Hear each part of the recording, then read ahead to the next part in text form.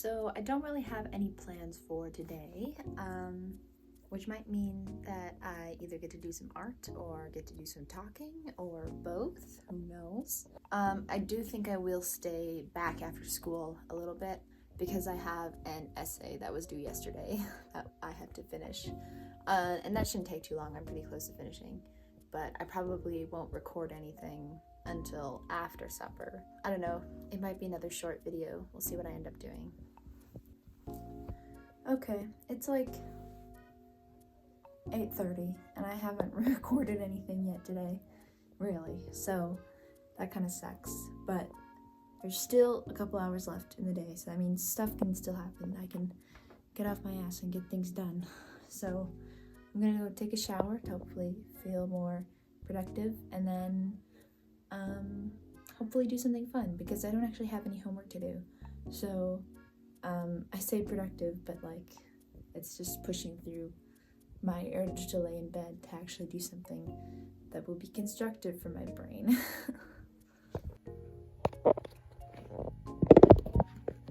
Okay, I showered and now I'm gonna talk a bit, I guess. Oh wait, I should fix this lighting. How I do most of my lighting is with this clip light. It can clip to different things around the room, and so I usually use it when I remember to. And I mostly keep it clipped to that mirror over there, so when I film videos sitting on the floor. So, is that any better?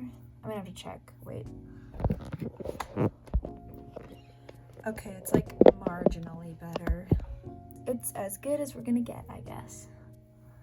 I haven't really showered with these bangs yet, so I don't really know how they're drying. Yikes. Okay, anyways, today I was really disappointed in myself because when I got back from school, I did stay late and I did finish that essay, which was good, but I actually didn't have to stay too late because I got dismissed from period 6 early, which is my drama, because we met our hours that we needed for the class at the festival we performed at. So we've got no more of that class for the rest of the semester, which is really great. I have a spare now to get some homework done, and then that means more free time throughout the day.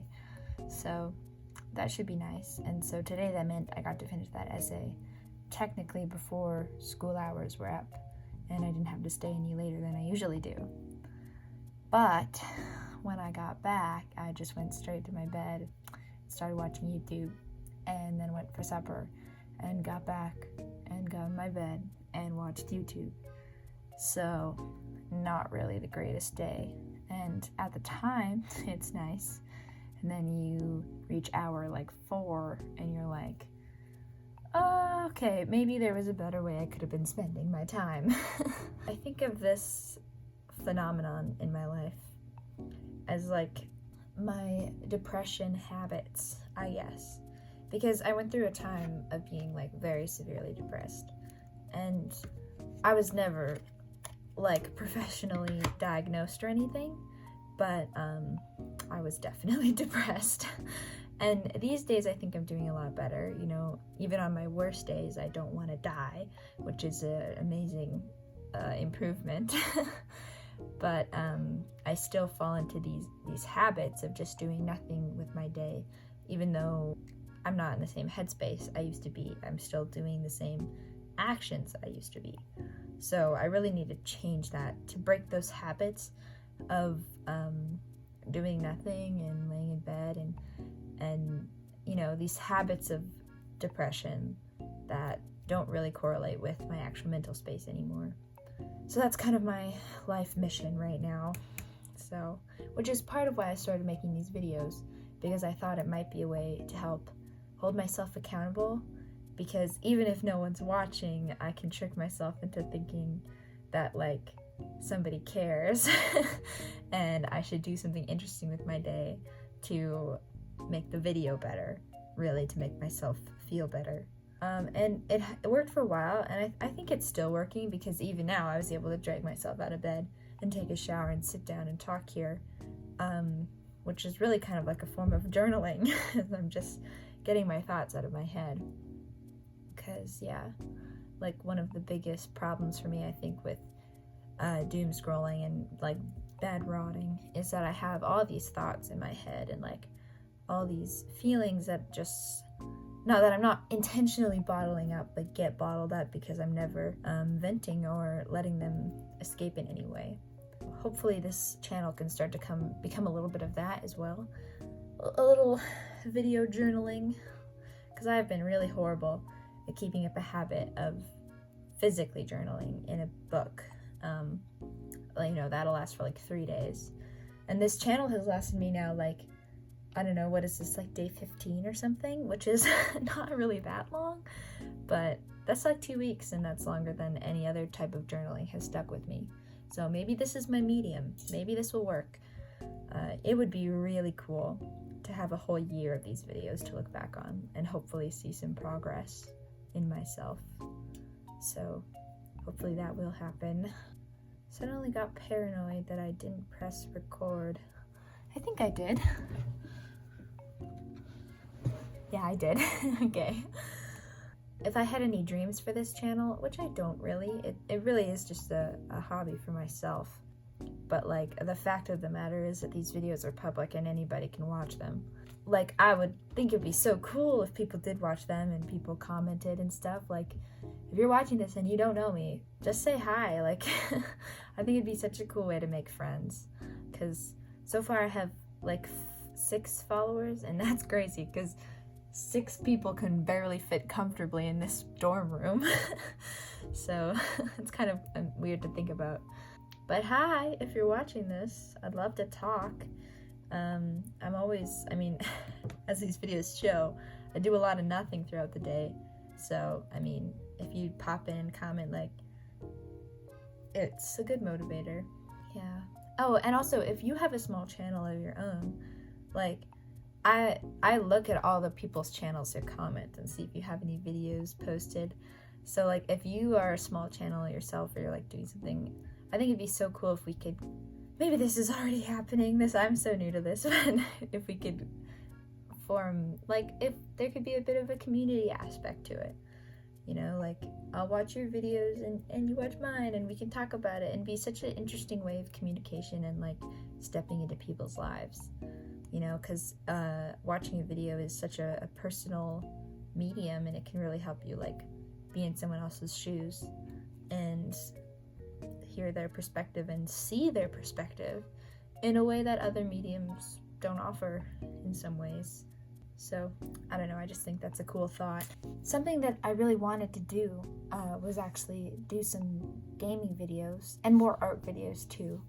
But, like, I'm really into Minecraft right now, which is not that original, but me and my brothers play together. We have a realm, and I'm really proud of a lot of the stuff that I built on there, and I think it'd be fun to share.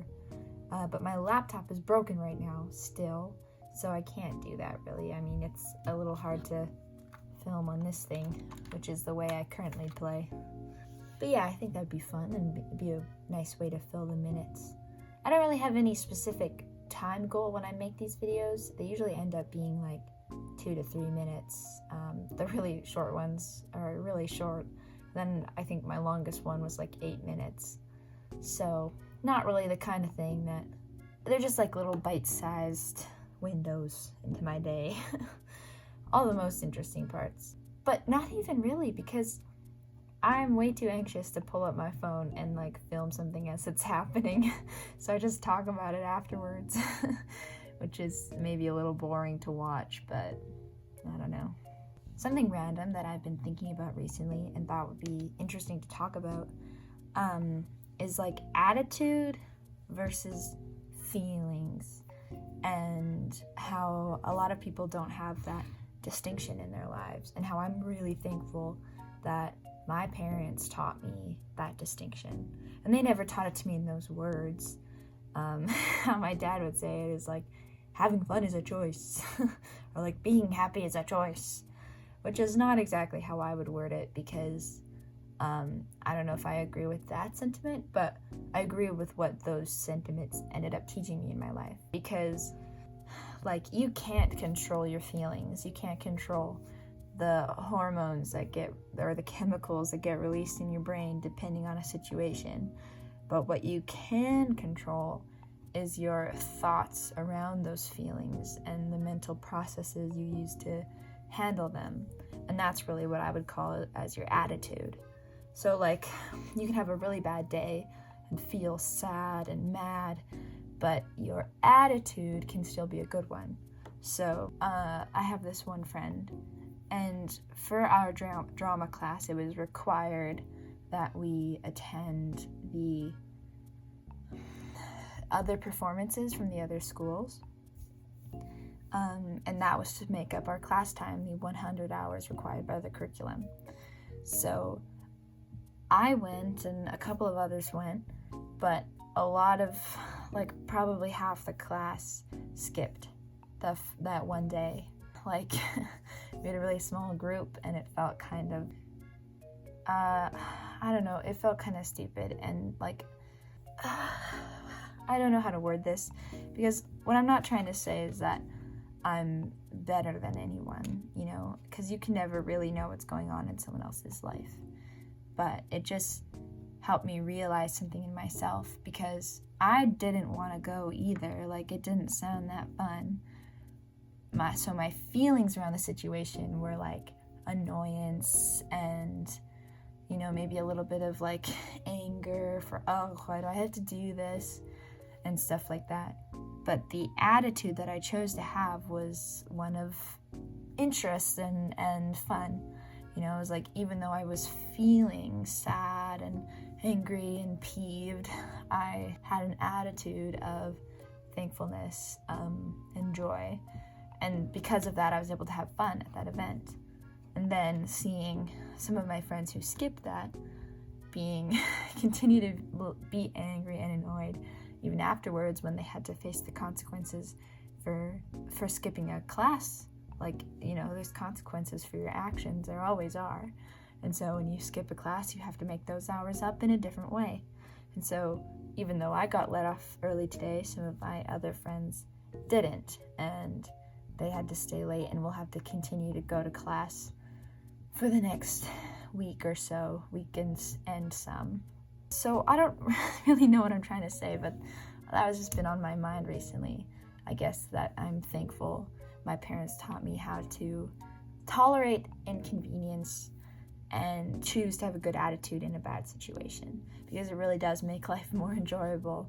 You know, I could have not made the active mental steps to have a good attitude, and instead let my feelings of annoyance and tiredness and anger control my actions and my feelings and my actions and my attitude, and had a really bad time and had a really horrible day. But I was able to turn that into a really good day, and I had a lot of fun and got closer with some friends I wasn't as close with, because my closer friends all skipped. So it was a really good day for me. I was just thankful recently, and I would say that's probably one of the most important lessons that my parents have ever taught me, because I mean, it comes up a lot in life. Just being able to make good of a bad situation. And you know, it all boils down to what I've heard some people say is like, you can't control what happens, but you can control how you react to it, which is really this, but like on an internal level, because you can't control what feelings you're dealing with, but you can control how you deal with them. And that's like a hard lesson to learn on your own, I think. It's one of those lessons that like some people learn really late in life and some people learn really early in life.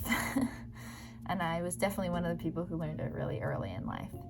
I mean, I've got to experience and see in real time in comparison to others who maybe haven't learned that skill yet, and be thankful for it in myself.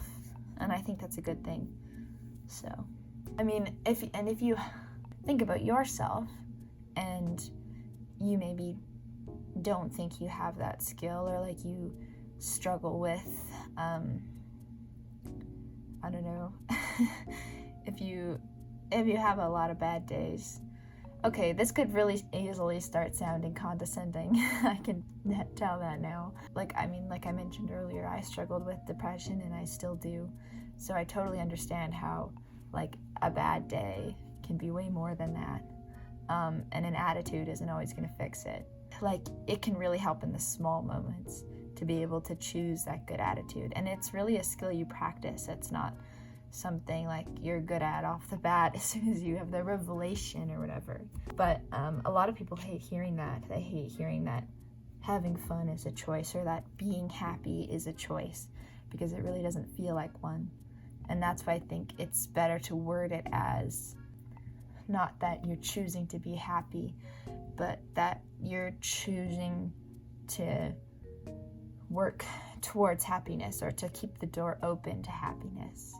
Because if you let yourself stir in your bad emotions, you're just closing those doors and making yourself, you're pretty much sentencing yourself to a bad day. And, you know, there are some bad days you can't control, and it's just going to happen.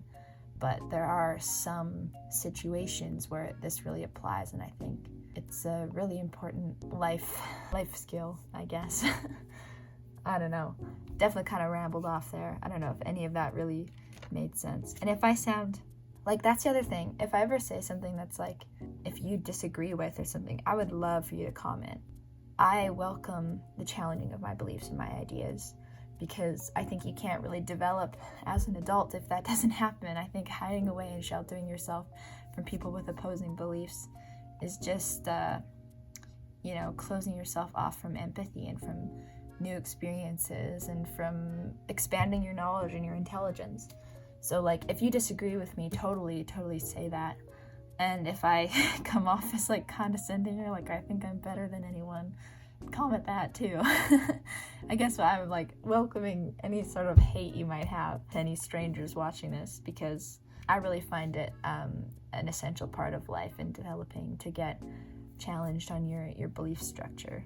So, yeah, I guess that's all I have to say.